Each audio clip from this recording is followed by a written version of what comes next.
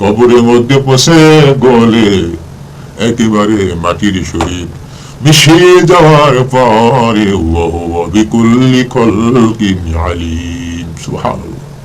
আল্লাহ রাব্বুল আলামিন কত সুন্দর করে কোরআনের ভাষায় বলেন ওয়া বিকুল্লি খালকিন আলিম। আমি যখন প্রথমবার সৃষ্টি করার জন্য ক্ষমতাবান হয়েছি, এরপরে আমি আল্লাহ রাব্বুল আলামিন আবার দ্বিতীয়বার মানুষদেরকে জীবিত করার ক্ষমতাও আমার রহিয়াছে। ভাইয়ের আমার, আল্লাহ রাব্বুল আলামিন এইরকম করে কোরআনের মধ্যে সূরাতুল ইয়াসিনের মধ্যে আল্লাহ তাআলা বলেন আল্লাযী জাআলা লাকুম মিনাশ শাজারিল আখদারি নারান ফাইযা আনতুম মিনহু তুকিদুন। তিনি তোমাদের জন্য সবুজ বৃক্ষ হইতে আগুন উৎপাদন করেন। আল্লাহ রাব্বুল আলামিন বলেন আমার বান্দা বান্দীর জন্য, আমার বান্দারা, আমি আল্লাহ কি এত হিউর মনে করি? আমি আল্লাহকে দাম দেই না, আমি আল্লাহর কথা শুনে না, আমি আল্লাহর আদেশ পালন করে না। তারপরে আমি আল্লাহ রাব্বুল আলামিন বান্দাকে ভালোবেসে কি করলাম? আল্লাযী জাআলা লাকুম মিনাশ শাজারিল মানে গাছ বৃক্ষ, মিনাশ শাজারিল আখদারি নারান ফাইযা আনতুম মিনহু তুকিদুন। আল্লাহ রাব্বুল আলামিন আমার বান্দা বান্দীর জন্য আমি কি করলাম? এক প্রকারের সবুজ বৃক্ষ বপন করে দিলাম, রূপান্তরিত করে দিলাম। আমার বান্দারাই সবুজ বৃক্ষ হইতে তারা আগুন জ্বালাইতে পারবে। এই গাছের দুইটি শাখা যদি একত্র করে আমার বান্দারা ঘষা মারে, তাহলে আল্লাহ রাব্বুল আলামিন বলেন যে আমি আল্লাহর কুদরতের ভাবে এই দুইটি শাখা একত্র করে ঘষা মারার সঙ্গে সঙ্গে আগুন জ্বলে উঠবে। সুবহানাল্লাহ। আল্লাহ রাব্বুল আলামিন তার বান্দাদেরকে এরকম করে বিভিন্ন প্রকারে বিভিন্ন সময় বিভিন্ন ধরনের নিয়ামত দিয়ে বান্দাকে এইভাবেই ভোগ করার সুযোগ করে দিয়েছে। অথচ আমরা সেই আল্লাহর বান্দা হয়ে সৃষ্টির সেরা মাখলুক হয়ে আল্লাহকে বলে যাই, আল্লাহর আদেশকে অমান্য করি। সামান্য দুনিয়ার ক্ষমতার জন্য আমরা কত কিছুই না করি, নিজের ঈমানকে পর্যন্ত আমরা বিলীন করে দিই দুনিয়ার ক্ষমতার জন্য। আল্লাহ রাব্বুল আলামিন বলেন যারা দুনিয়াদারি হাসিল করার জন্য সামনের দিকে অগ্রসর হইবে, আল্লাহ তাআলা বলেন তাদেরকে আমি দুনিয়ায় হাসিল করে দিব। কিন্তু তারা দুনিয়ায় শুধু দুনিয়ায় কি হাসিল করতে পারবে, কিন্তু পরকালে তাদের জন্য কিছুই থাকবে না। কারণ তারা দুনিয়া হাসিল করার জন্য তারা তাদের নিজেদের ঈমানকে বিক্রি করে দেয়, ঈমানকে তারা জয়ীব করে ফেলে, দুর্বল করে ফেলে। আল্লাহু আকবার। আল্লাহ রাব্বুল আলামিন এখানে আবার বলতেছেন মৃত্যুর পরে কিয়ামত দিবসে পুনরায় আল্লাহ রাব্বুল আলামিন যে মানুষকে জীবিত করিবে, সেই প্রসঙ্গে আল্লাহ রাব্বুল আলামিন বলতেছেন যারা এই কথাকে অস্বীকার করেছে যে আমি আল্লাহ রাব্বুল আলামিন মৃত্যুর পরে পুনরায় যে মানুষকে জীবিত করিব, এই কথাকে যারা অবিশ্বাস করেছে, বিশ্বাস করে নাই, তাদের সম্পর্কে আল্লাহ রাব্বুল আলামিন এখানে বিশ্লেষণ করতেছেন। বলা হয়েছে মুজাহিদ রহমতুল্লাহ আলাই, ইকরামা রহমতুল্লাহ আলাই, বিভিন্ন প্রমুখ ব্যক্তি গণদের থেকে বলা হয়েছে যে একদা এক অভিশপ্ত উবাই ইবনে খালফ একটি শুকনা হাড়, মানুষের হাড় হাতে লইয়া মুহাম্মদ সাল্লাল্লাহু আলাইহি ওয়াসাল্লামের নিকটে এসে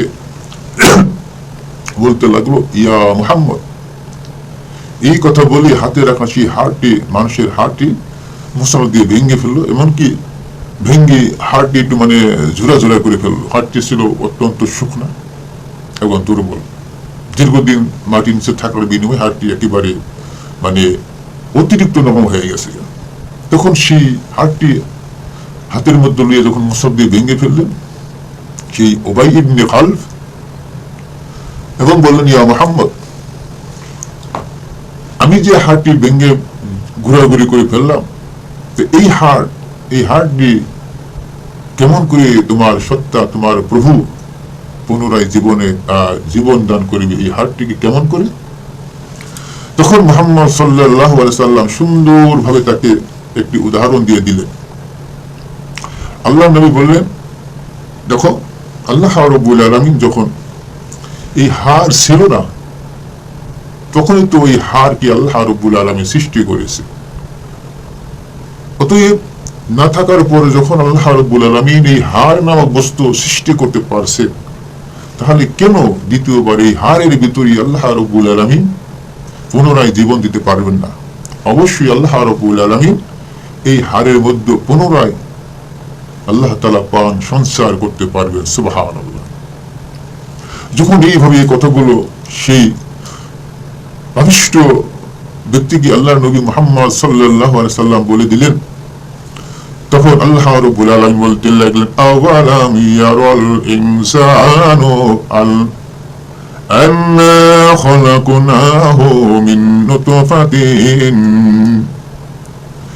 এই লোকগুলো কি তাদের নিজেদের সূচনার দিকে চিন্তা করে না? সুবহানাল্লাহ।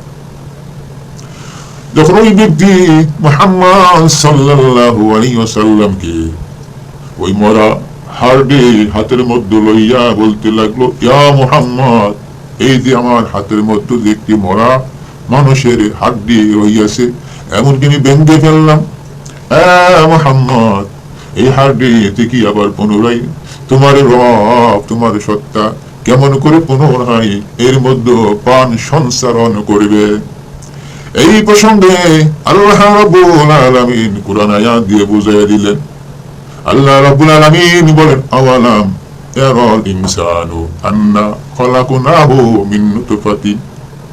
এ আমার বান্দারা, তোমরা কেন লক্ষ্য করো না রে, কেন চিন্তা ভাবনা করো না যে তোমাদের নিজেদের দেহের দিকে তাকাও, তোমাদের নিজের প্রতিচ্ছবি এগুলো তাকাইয়া তাকাইয়া দেখো, যেন আমি আল্লাহ রাব্বুল আলামিন তোমাদেরকে এমন একটি ঘৃণ্য পদার্থ থেকে সৃষ্টি করেছি।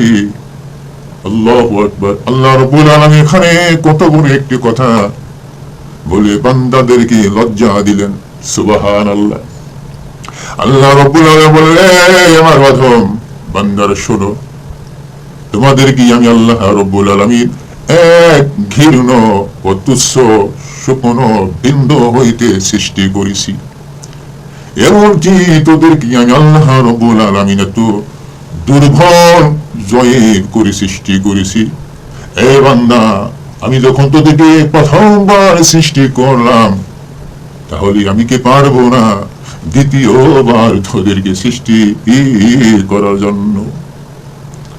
আল্লাহ তাআলা বলে, বান্দার মধ্যে সব থেকে বেশি নিমক হারাম গিরি রইয়াছে। আল্লাহ রাব্বুল আলামিন বলে, আমার সৃষ্টি কুলের মধ্যে সব থেকে নিমক হারামই রহিয়াছে আমার আশরাফুল মাখলুকাতের মধ্যে, অর্থাৎ মানুষ নামক জাতির মধ্যে।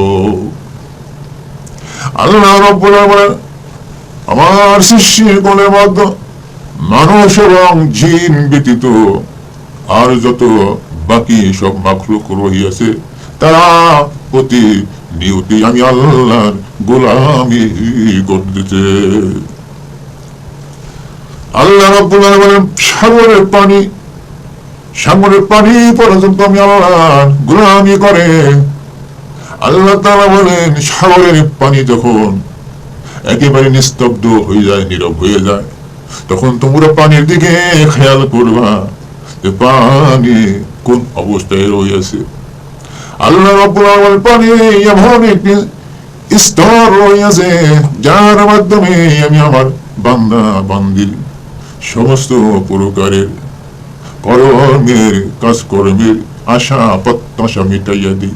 সেই পানীয় আমি আল্লাহ